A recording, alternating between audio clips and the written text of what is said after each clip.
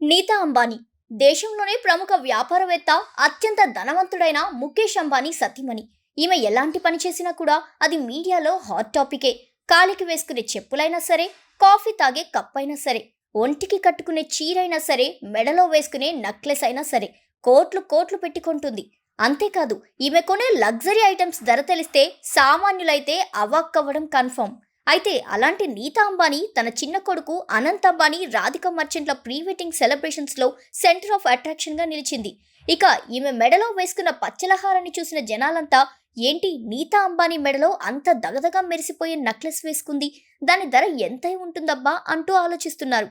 ఇక pre wedding celebrations కి వచ్చిన వారందరి చూపు కొత్తగా పెళ్లి చేసుకునే వారిపై కాదు, నీతా అంబానీ ధరించిన నెక్లెస్ పైనే పడింది. మరి ఇంతకీ నీతా అంబానీ వేసుకున్న ఆ నెక్లెస్ ఖరీదు నిజంగానే 500 కోట్ల?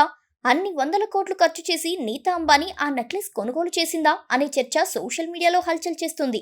విషయంలోకెళ్తే, నీతా అంబానీ గుజరాత్లోని జామ్నగర్ ప్రీ వెడ్డింగ్ సెలబ్రేషన్స్ లో కాంచీపురం చీర కట్టుకొని చాలా స్టైలిష్ గా కనిపించింది.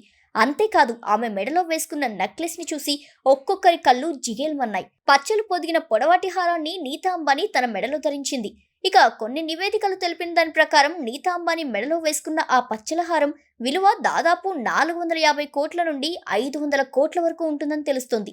ఇక ఈ విషయం తెలిసిన సామాన్య జనాలు, ప్రీ వెడ్డింగ్ సెలబ్రేషన్స్ కే 500 కోట్ల నెక్లెస్ వేసుకుంటే మరి పెళ్లికి ఎన్ని కోట్ల నెక్లెస్ వేసుకుంటుందో అంటూ షాకింగ్ కామెంట్స్ పెడుతున్నారు. ఇది ఆల్మోస్ట్ పాకిస్తాన్ వార్షిక బడ్జెట్లో అటు ఇటుగా 10వ వంతు ఉంటుందని కూడా ఫన్నీ కామెంట్స్ పెడుతున్నారు.